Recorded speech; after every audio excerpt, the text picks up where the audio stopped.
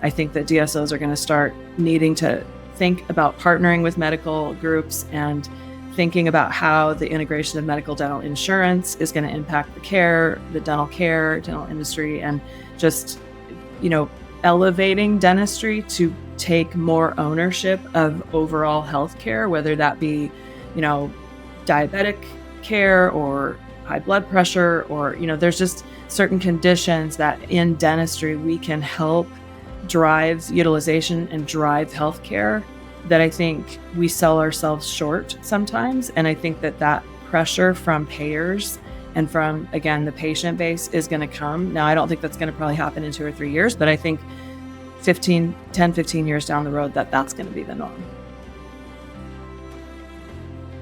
Welcome back to the Dental Economist Show with me, Mike Huffaker. Today, we're honored to have Lorri Detrick, the president and COO of Riccobene Associates Family Dentistry, joining us. With a rich background in healthcare and deep experience in dental service organizations, telehealth, teledentistry, and outpatient healthcare clinics, Lorri brings a wealth of experience as a successful operator to her role at Riccobene. Lorri is a visionary leader known for fostering culture, exceeding financial goals, and advocating for diversity and compassion in the workplace. Just recently, she was honored with the Business Leader of the Year Award from Women in DSO.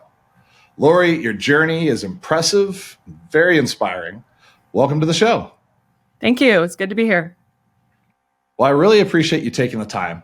We had our user event a couple weeks ago, and I think I mentioned it after the dinner, but I had actually done the seating chart. And I, in an act of selfishness, was like, all right, well, I have D. Fisher here to my right, and I've got Lorri right across from me, and you and I had not really had a chance to meet or get to know each other. And sure enough, you switched seats and ended up speaking with somebody else. I still didn't get a chance to meet you, so I'm really excited to have this conversation today, and thank you for joining us. Sorry about that. No problem.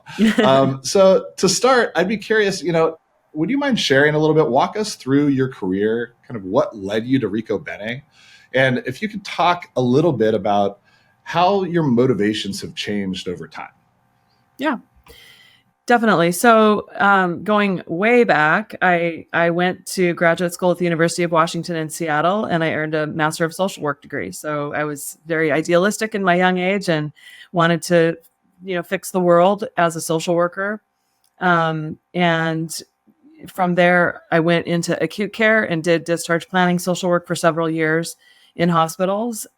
For some personal reasons with childcare and location, I ended up taking a position in a nursing home in the town that we lived in Washington State. And I hadn't been there too long, and the executives of that company approached and asked if I was willing to become a nursing home administrator. And I hadn't really ever thought of myself in a leadership management role before. And so I fortunately took that opportunity that they offered to me, and I did become a nursing home administrator. And I haven't really looked back since as it relates to leadership in healthcare operations.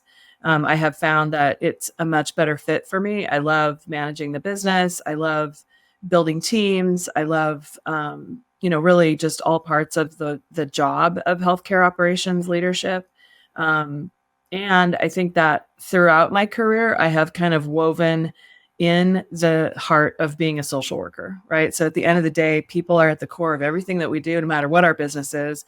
And making sure that people feel cared for is so critically important in order for people to perform. I worked in that industry for about 10 years. I moved into a director of operations role. And then just for personal reasons for my family, it was time to make a little bit of a shift, and was able to meet the CEO, founder of Access Dental Services in Sacramento. And long story short, he ended up hiring me as his chief operating officer, which was my first opportunity to be a COO.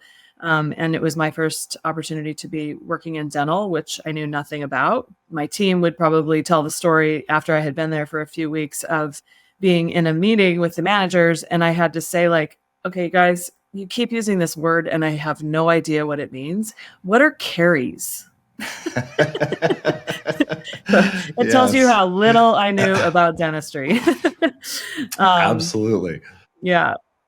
So worked at Access for 6 years, was amazing. I was able to grow an amazing team there. The owner sold the company after 5 years, so went through that transaction. and then worked for a couple of specialty DSOs through private equity, pediatrics, orthodontics, oral surgery, and prosthodontics. And then I went and decided to be a consultant for a while and see how that was. So I worked for West Monroe Partners, which is a technology consultancy in Chicago. Really enjoyed my time there, learned a lot about, as you stated in my introduction, telehealth, teledentistry, Portability Act. Like I was able to really dive into a lot of areas of technology in dentistry that had I not had that opportunity, I wouldn't have learned about. So that I'm super grateful for that learning. But at the end of the day, I was working at West Monroe during COVID, and I was sitting in a high-rise apartment in Chicago and stuck there and feeling like at any other time in my career, had COVID happened, I would have been on the front line, in the middle, making decisions about employees, making decisions about care. And it was really hard for me to be on the sidelines. So it told me that I really needed to be back in the middle of operations. So took a long time. I found Dr. Riccobene through a recruiter, and we hit it off really, really quickly, and have built a great partnership. It's an amazing team, an amazing company. I think, I had a really excellent experience at Access, and it's taken me up until this point to kind of get that back, where I really feel like I have that great combination of a really great team, a really great culture, amazing quality of care. It's just kind of all ticking on all cylinders. And we're growing really fast. So it's just a really great opportunity. So I would say motivations have changed over the years for different reasons, some financial, some because of my kids, some because of the location I wanted to be in the country. There's different reasons why we make different changes. But I think at the end of the day, now in my mid 50s, I know clearly what I want to do. I know what I'm best at. And so it's great to be in a position where I feel like I'm able to exercise the best of my abilities. That's great. I can relate to the Carrie's story. And to be quite honest, I'm 4.5 years into dental, and I still come across terms relatively frequently where I ask for additional explanation or an understanding of what it is that somebody is speaking about. So there's a steep learning curve from that perspective. I'm coming up on 10 years in technology and SaaS. So I think of it as like a career too. I used to be in CPG, and I was selling footwear before I started to sell software. But I remember as I was sending out all these resumes, I was sitting there at my computer and I was Googling, what does SaaS stand for? Had no idea. So there's a lot of learning that needs to be done in any of these new industries. I'm curious, you talked about meeting Dr. Riccobene and hitting it off. And, you're coming up on roughly, I think, 3 years in the organization. It's always intimidating for anybody starting any new job anywhere. And I think that it can be very scary as a leader entering a new organization because there's just so much unknown. At what point did you know that you were in the right spot? Like, where was there like a moment or an experience or a story where you were just kind of like, you know what, this is good. I know that this is where I'm meant to be at this point. I think both of us, Dr. Riccobene and I, did a lot of vetting and a lot of questioning in the interview process. And, I was also able to come out and meet with the team and meet with my direct reports and, visit the offices and get a sense of the actual infrastructure of the company. So I think because of some of my prior experiences, I had learned what some of the hard questions were that I needed to ask before I could determine whether or not it was going to be a good risk. Every new job is a risk, right? Because it's like getting married. You don't really know a person until you've been in it a while. But I think that both of us did a really good job on the front end of making sure that we asked difficult questions of each other about what our expectations were and what we needed. I think once I got on board, it was probably within 6 months that flip kind of switched, where it was like, okay, this is where I belong. I mean, I think from day one, I felt like it was an amazing company, but because it's family owned, which I've worked in family owned companies for, a lot of my career, there's a period of testing on their part where, you're not quite in the club yet. So I think there was on both sides that probably 6 month period where I was getting onboarded. They were evaluating me. We were building trust with each other. And then kind of, like I said, that flip switch where the trust was there. I still didn't do everything perfectly, but it felt like for all the parties, it was the right fit. I was at a conference a few years ago and had the pleasure of listening to Dr. Riccobene give a talk. And he was kind of telling the story of the growth of the group and kind of his experience, and when he ultimately brought in a private equity sponsor and kind of like what everything that took place leading up to that. But one of the things that he really spoke about was the importance of the mission, vision, and values that you all have within your organization. I'd be curious, we have those as well at Planet DDS, and we think it's really important. But on a day-to-day basis, like how do you integrate those, and how do they show up, across the company or the organization? Our mission is to change lives one smile at a time, and Dr. Riccobene is always very clear that when he coined that term, it's not just about patients and creating great smiles. It's about how we treat each other. It's about our employees. And we talk a lot on a day-to-day basis about individuals within the company, and are we able to meet their needs, both professionally, personally, financially, right? Like we want to make sure that we're taking care of people. And as I stated earlier, that's just something that's been really important to me personally throughout my career. We also talk a lot, we have a set of core values, and we talk a lot about the Riccobene way, which is essentially the core values and operationalizing those. And what does that mean? And in fact, just a couple hours ago, I was having a conversation with one of my dentists about the Riccobene way. And he was kind of saying, is this what the Riccobene way means? Because I don't really like that. And we were kind of going back and forth about that's not the Riccobene way. The Riccobene way is we take care of our patients, we take care of each other, we do the right thing on a daily basis. We are, guided by sort of this North Star moral compass. And we need to do the right thing, even when that isn't always to our advantage. So, I think that, I think it's important to always just maintain that set of values over. And also I would say, we really value the relationships with each other over other things. So, in this conversation that I was just referencing, my conversation was, Doctor, you are much more important to us as a person than what you can produce. So, if you need time off, if you need a sabbatical, if you need a lesson to schedule, all those things are completely fine if that's what you need to do to take care of yourself. So those things are just, really of the utmost importance to us. That's fantastic. I think that this next question is probably partially answered by what you just walked us through. But what does culture really mean to you when you think about, you've called it out on your LinkedIn as, being of paramount of importance. I know it's a priority for you. When you think about what you want that to look like, what does it look like? And what's the definition of culture? Yeah, it's so nebulous, right? I think it's important to acknowledge in our industry that doctors and managers drive culture. So as much as we can talk as a big organization about what our values are and what we want our culture to be, every office has its own idiosyncrasies as it relates to their culture, because they have leaders in there every day that are driving it. I think the way that I think about culture is, how do I want my patients and my employees to feel when they're in our offices?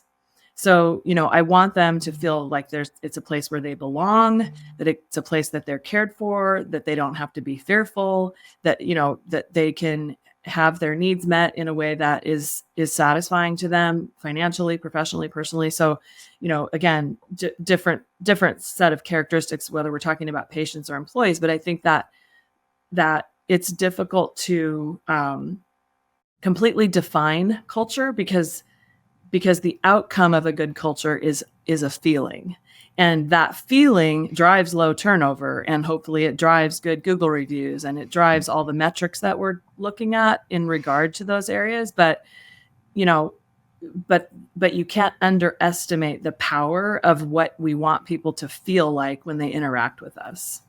I love that. It kind of goes to the Maya Angelou quote about people don't remember, what you say, they remember how you make them feel. You just said something I think is really important, that the culture is really driven by the doctors and by the office managers. When you were joining the organization, you talked about how thorough the interview process was and how you had really gotten a good sense of what Riccobene was all about. And they likely got a really good sense of what Lorri was all about. Given that doctors are the ones that drive the culture, and when you're looking to bring new leaders on, is that a consideration? Are you putting a lot of thought into like what type of leaders and doctors you want to bring into your organization so that you can continue to foster that type of environment and that culture? Yeah, for sure. I mean, I think it's different when we talk about doctors versus managers. For managers, my feeling is you can teach people to do almost anything, but you can't teach people to be nice.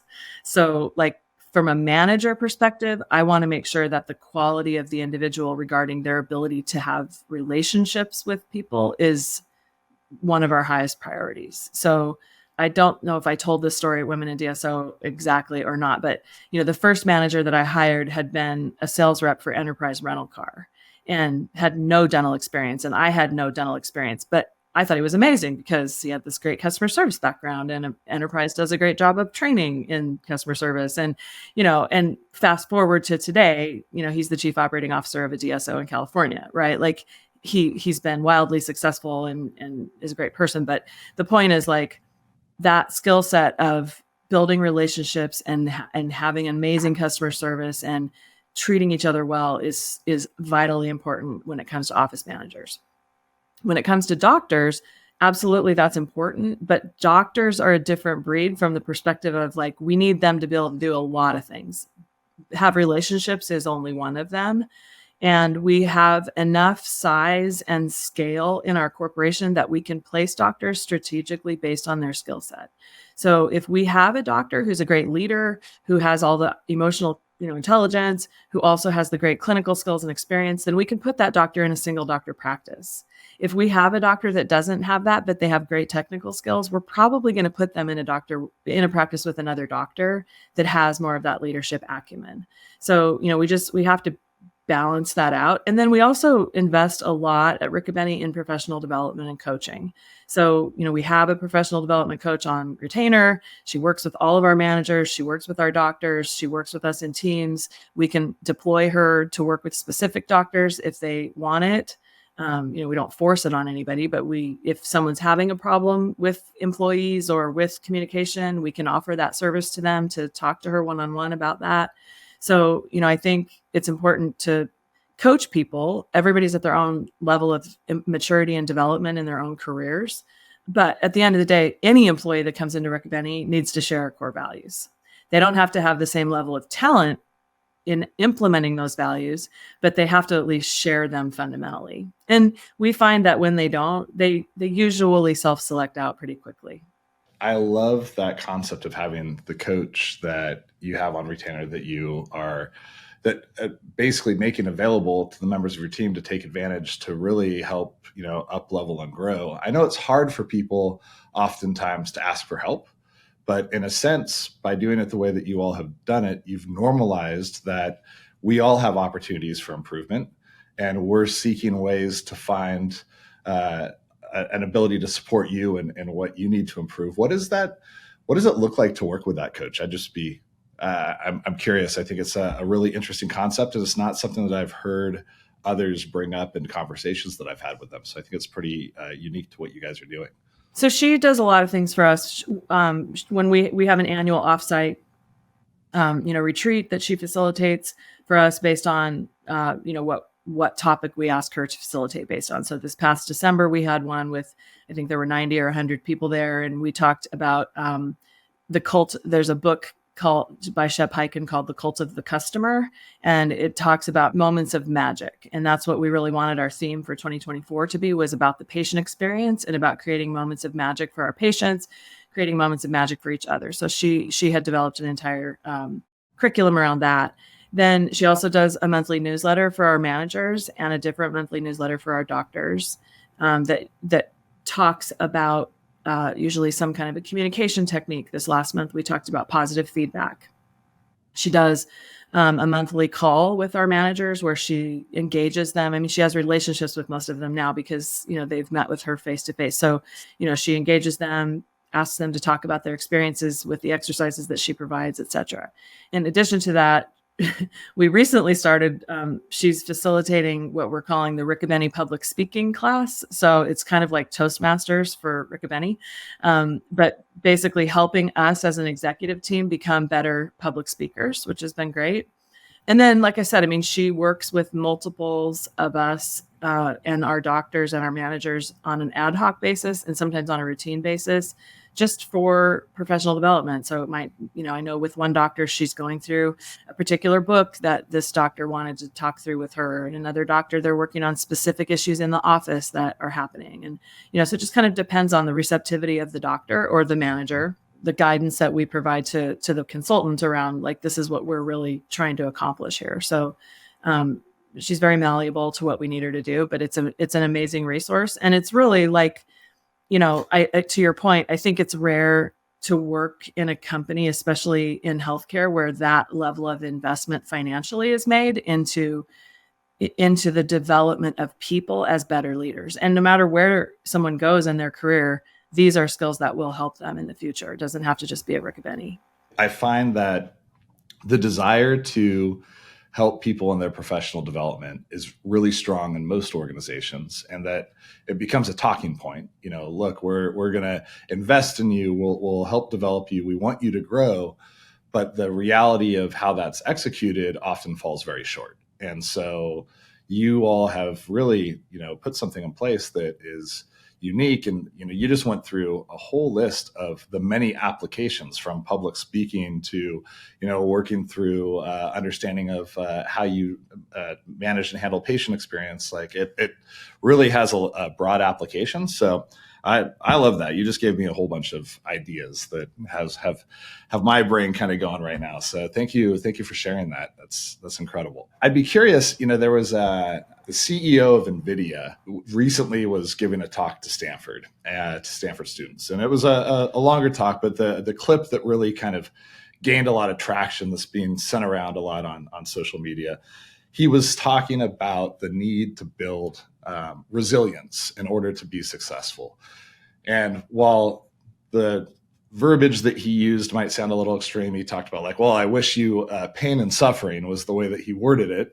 The point that I think he was trying to make is that you build resilience through challenging times, and that, kind of trial by fire, if you will, or kind of getting through and proving to yourself that you have the ability to accomplish something. When you think back, across your career, are there any moments that you can kind of point to where it was a significant challenge and you were kind of facing, those challenging moments that you feel built your resilience and what you have today?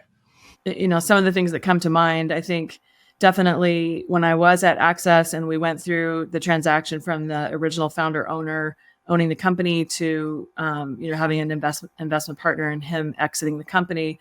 I mean, super difficult for employees who've worked for the gentleman for 20 years and then he leaves and it's a completely different set of rules, right? So that's a lot of adversity, or it feels like adversity. It's obviously not intended to feel that way, but it feels like adversity when you're in the middle of it.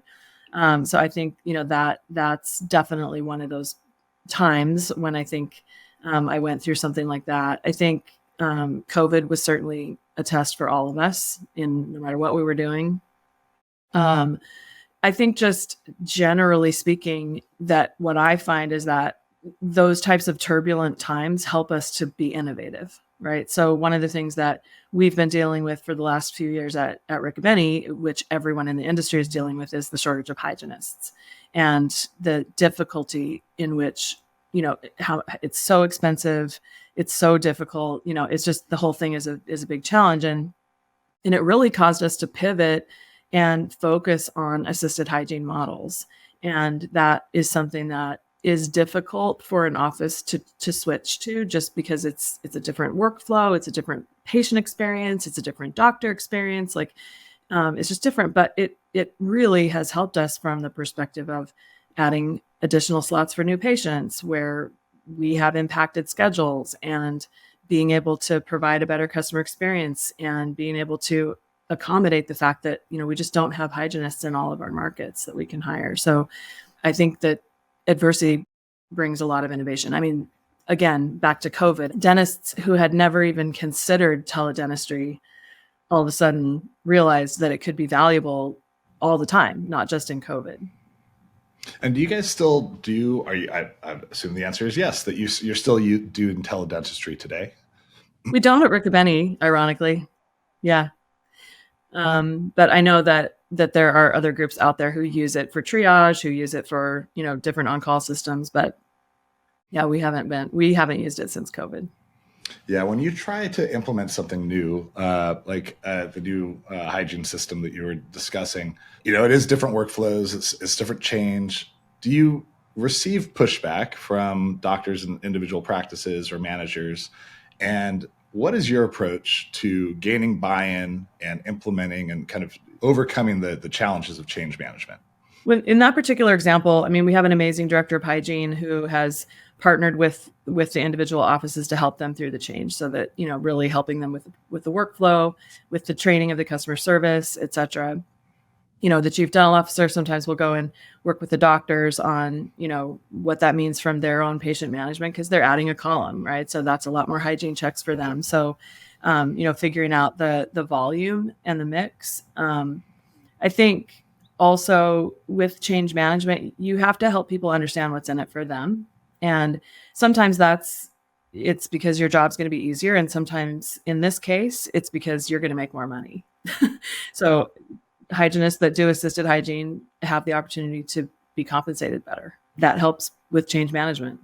Absolutely. It's really important to nail the why and to, articulate that sometimes frequently in order for the message to be received. When you look at all of the data that's available in a dental organization now, I've seen you talk about data before and discuss it, and there's so many different KPIs that are out there. If you were giving somebody advice that was launching a new DSO, maybe just a handful of offices now with a desire to grow and expand over time, what would be the items that you would really say, this is where you need to focus? Like, if you cut out the rest of the noise, all of this is important. When you become more sophisticated, yes, like a Riccobene, there's going to be a whole slew of different things that you measure. But if you were just going to distill it down into, this is what this business is all about, and this is what you need to care about, well, what would that advice be? I think that there's 5 metrics that a new group should look at. And I think that, well, I should say, if we were a new group, these were the 5 that we would look at.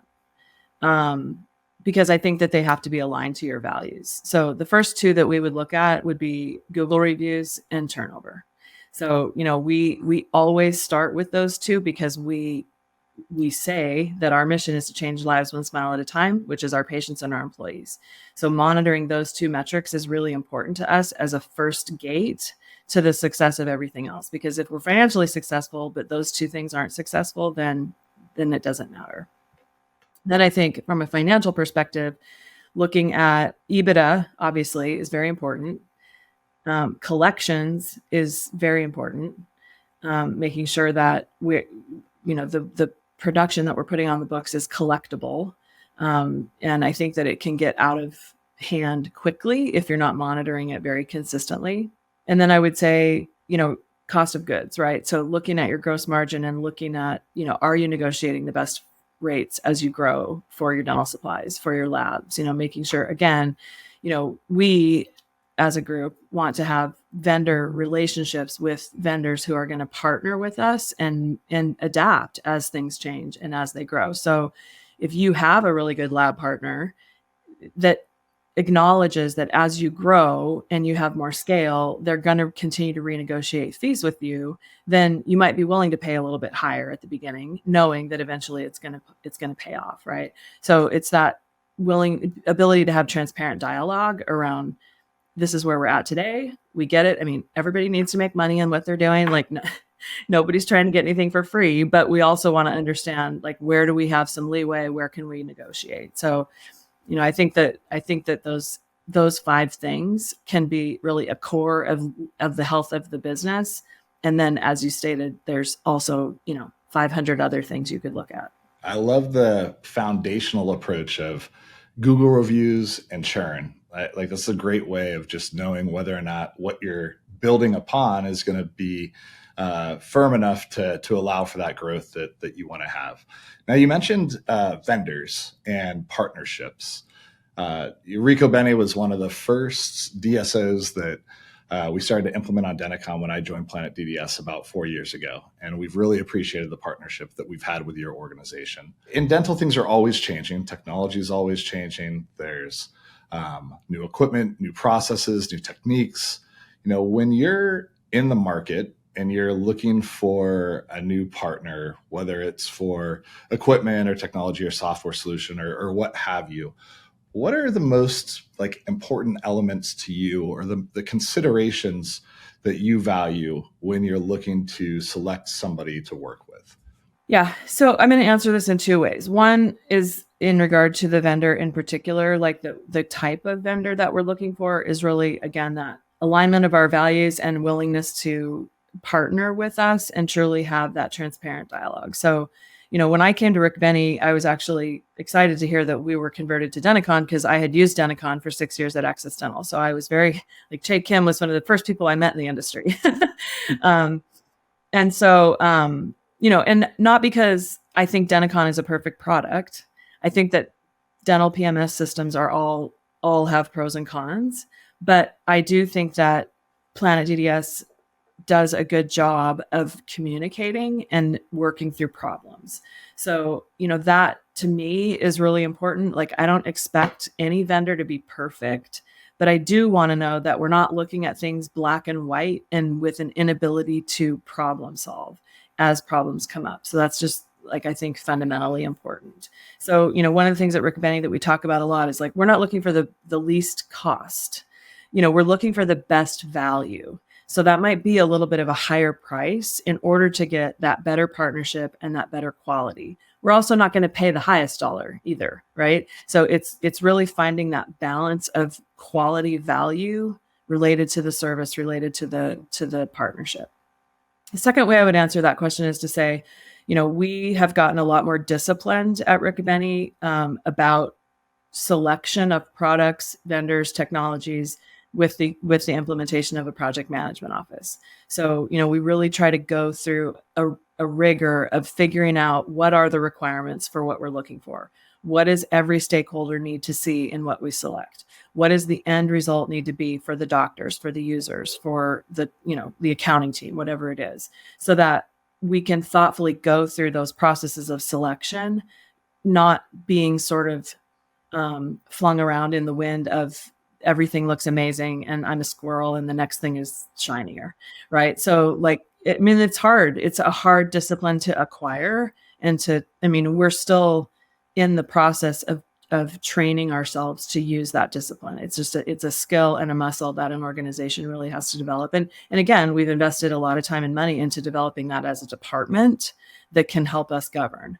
So it's a really critical, I think at a certain size of organization, you have to build in that structure in order to really, and also to once you do pick a technology, for example, there's a million things that have to happen as it relates to change management and implementation and training and all the things. And without that project management, it's really difficult for functional leaders to follow through on all of it. It's just a lot. Absolutely. I'm curious, as somebody who runs a sales organization for a software company, you likely get a million cold emails. If you're anything like me and my inbox and how I get blown up on LinkedIn and just via my email address and on my phone and everything else, do you ever take a cold call, or have you received any emails that really stood out that you actually replied to that generated your interest from just cold outreach? More often than not, it's delete, delete, delete, delete, delete. It's so overwhelming. I guess the answer would be no, because the only ones I would probably respond to would be ones where the person emailing me references a common relationship. Then I would probably have the courtesy to respond and to, entertain it. Or if someone in the business that I respect has recommended something to me, and it happens to come in at the right time. And I don't know if you were on the DVIN call that we did a couple of weeks ago, but I was saying, like, sometimes it's just timing. Like, if you happen to email me when I've just heard about something like that, like, for example, I don't really want to say this on your podcast because now I'm going to have 17 emails about this, but like, we're currently vetting insurance verification AI, right? So if somebody emailed me, and this did happen, where somebody emailed me about insurance verification AI, and we happened to be just talking about that. So I did respond to that one, but it's like a lightning strike timing, right? Like, it has to be that perfect timing. It's tough. I don't envy people like you in your sales roles. Like, it's tough. It is tough, but I agree with everything that you've said because I lived through the same sort of experience. There are no shortage of companies that are out there that look to sell to software organizations, either to provide additional tools for sales enablement or any project management. It could be anything. And so we hit up as well. And the timing piece really resonates. And it's the part that nobody can predict, right? Nobody would necessarily know unless you get on a podcast and share that this is the specific product that we're now kind of vetting. We've already selected a vendor, so just okay, all right, for sure. Nobody reach out to Lorri, please. Thank you. And so it is, timing's important, but the way that we view it, and I think this is why, from the Planet DDS perspective, reputation is everything. Is our growth is because of recommendations, referrals, word of mouth, those relationships. It's not a spray and pray, reach out to everybody all the time. That just doesn't seem to function. And the social proof of having somebody that or a connection has so much more value than a, hey, by the way, I know you have this problem and I'm going to solve it for you sort of approach. So we're aligned. We hopefully will not be spamming your inbox, especially since you are a current client. Well, but no. If that ever happens, let me know. And also, like, I usually try to, once I do have an established relationship with a partner, I do try to pay it back by, like, doing things like this or providing references, to potential customers. Like, I get that it goes both ways and that we have to help each other out as we develop that partnership. Absolutely. Well, we 100% appreciate that. As you look ahead, and we're talking about trends and technologies, what trends or technology, it could be separate, other different things, but do you think are going to have the most significant impact on DSOs and dental practices over the next few years, as you're pulling out your crystal ball and kind of envisioning what you need to stay ahead of to continue to drive the business at Riccobene? Kind of what are the things that are really top of mind for you? AI, definitely, especially the imaging AI. I think it will become a standard for that patients will expect. I think this is not a terribly popular topic within Riccobene, but like having better technologies to provide a patient experience that allows more patient autonomy. So whether that be chatbots or, automated check-in processes or all of those types of technologies that allow for people to schedule and communicate and transact business without having to actually talk to a human.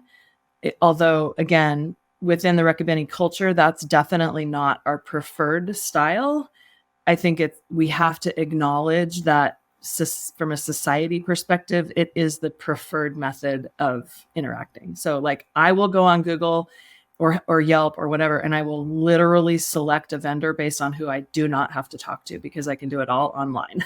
So, and I'm not young. So, like, I know that my kids definitely do that. You know what I mean? So I think that's important. I also think, and I'm a huge, this is a whole other podcast, but I'm a huge forward thinker as it relates to medical dental integration. I think that DSOs are going to start needing to think about partnering with medical groups and thinking about how the integration of medical dental insurance is going to impact the dental industry, and just, elevating dentistry to take more ownership of overall healthcare, whether that be, diabetic care or high blood pressure, or, there's just certain conditions that in dentistry we can help drive utilization and drive healthcare that I think we sell ourselves short sometimes. And I think that pressure from payers and from, again, the patient base is going to come. Now, I don't think that's going to probably happen in 2 or 3 years, but I think 10, 15 years down the road, that's going to be the norm. Yeah, I agree with you. And I also agree that could be a whole probably other podcast episode to talk through what the implications of that actually are and what that could look like. I think there's a lot of different views from folks as to, the reality of what that could be at some point. And there are some groups like Pacific Dental Service that have really been kind of like leading the way on this integration, and in some ways feel very ahead of their time still, because to your point, I don't think it is a 2 or 3 year. I think it is probably a longer horizon, but absolutely something that is worth contemplating and consideration. Right. But from a technology perspective, most groups, unlike Pacific Dental Services, are not going to be able to afford to go on Epic. So we need vendors like Planet DDS to build the integrators across the medical platforms so that the medical and dental data can be integrated without DSOs having to use Epic.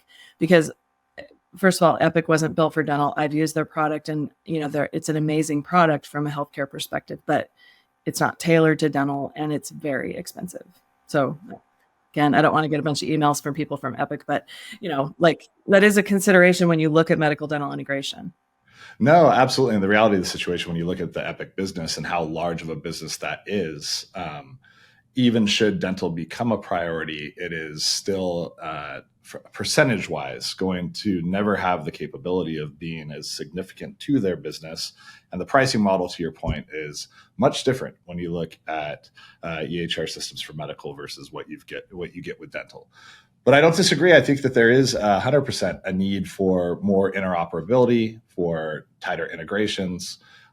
We've done some work with Athena in the past and built some integrations with them, but you don't have like the data standardization either, which creates a whole slew of challenges in dental, unlike what you get on the health side. And I know that there's people working on that too, but it's a ways away. So I think what you'll end up seeing, at least initially, are some more direct, stronger integrations with maybe Athena, Cerner, Cario, companies like that allow for that that integration to take place. But it's going to require a lot to get there, for sure. When you're talking about other technologies and AI for dental and imaging AI, that's almost going to become table stakes. Do your patients, are they appreciative of when a practice is using AI and there's the opportunity for the doctor to actually show them what the results are? And is there like a increased level of trust as a result when that takes place? I think so. I think patients really appreciate the almost like a second opinion look of the doctor being able to say, like, this is what I'm seeing. I want to be able to show it to you, kind of a thing. I really think it depends on the provider. Some doctors are pretty resistant to it because I think they feel, that they don't need it. And I get that. It's certainly not trying to replace them. And at the same time, I think it takes some practice on how it is presented to the patient. But generally speaking, I think that patients, they do appreciate it. And I think one of the things, just generally speaking, that I appreciate about Riccobene is that we do invest a lot into technology, and not just on the AI side, but scanners and having digital dentistry, so that we're not using impression materials, and nobody likes that in their mouth, and those types of advancements. And I think that again, I think that eventually those will be things that patients expect. For sure. And speaking of, what patients expect and consumer expectations, and you were talking about, not needing to talk to a person. And I can 100% appreciate like the cultural belief that provides a better service experience for folks. And to be honest, for myself, if I do have the opportunity to speak with somebody when I actually need to speak with somebody, it is incredibly refreshing. However, I also would prefer to be able to do most of the things that I want to, whether it's scheduling or otherwise, without actually needing to speak with somebody. But the ironic thing is, I just got last night, somebody sent me a link to a new startup company, and it is effectively AI, voice AI, where the patient calls in, and it sounds like you're speaking to a real person, but you're not. It's actually an AI agent that is, collecting all the information, booking the appointment, reading the PMS and the data that's within that. And so I feel like even the desire to have people speak to a human will eventually be replaced with an AI version of a human that's doing those conversations, which from my perspective, really, it just creates the ability to deliver an even better in-office experience at that point when you have to be face-to-face. Like it doesn't seem like the value is as strong with on the phone or whatever the case may be. As long as you can as long as somebody feels seen and appreciated when they're in front of you, I think that's where a lot of the real value is going to come in the future. Last question for you. We're kind of running up on time here. Where do you go to learn? What different avenues do you pursue, to kind of stay up to date on the latest trends in either our industry or in leadership or management or anything? A few things, I think. I mean, we're all in the same conference circuit, right? So we all see each other for several months out of the year, every week. I like to read, leadership development type books, and I follow Brene Brown, and I think that there's some gurus that I like to follow. I honestly think that the most learning that I have is for my own team, and just hopefully creating an environment where they feel free to continue to give me feedback so that I can learn from what I'm not doing well. And there's certainly been, many things that have happened over the course of the 3 years that I've been at Riccobene where I've had to pivot and do things differently based on their feedback. And I appreciate that because it helps me to learn what is motivating to them. It helps me to learn how to be a better leader in any situation. I just think that more intimate setting of learning about yourself is sometimes more painful, but usually more impactful. We, speaking of Brene Brown, we did a book club. We do a book club at Planet DDS. We did Dare to Lead was one of the books that we read of hers a couple books ago. It was very good. Do you have any other books that you would recommend? Any favorites that you would suggest to somebody that was looking to learn more about leadership management or any other topic that you find interesting? Well, I mean, I mentioned earlier the Shep Hyken book, Cult of the Customer. That's a big one for us right now. I went through a phase in my career where I was a big proponent of the fish philosophy and all of those books. So I don't know if you've read those, but they're a little bit dated, but really excellent books related to customer service and employee engagement. Anything by Brene Brown is amazing. And also like I read the Harvard Business Review cover to cover. I mean, like it's amazing to me. Yeah, I love that. Absolutely. Absolutely. I believe Eric does the same. So you guys have that in common. Awesome. I've really appreciated the time. I guess the very last question, I know I already said it was the last question, but what are you most excited about moving forward? Like when you're kind of thinking of, the future, what kind of lights you up? What are the things that you get excited about? I mean, honestly, I think I'm just excited because I feel like I'm at the place that I want to be at until my career ends, right? So, I think that over the next 5-10 years, we will see Riccobene double, triple in size. I think we will expand into multiple other states. I think that we will, be able to continue to scale and grow the organization while we are able to keep what's special about us. And the challenge of that is immense. Because the bigger that you get, the harder it is to do that. But to me, that's an exciting challenge. Awesome. Lorri, thank you so much for joining. I really do appreciate it.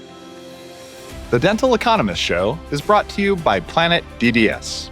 To find out more about how cloud-based dental software by Planet DDS helps unleash dentists and their staff to focus on patient care, visit www.planetdds.com.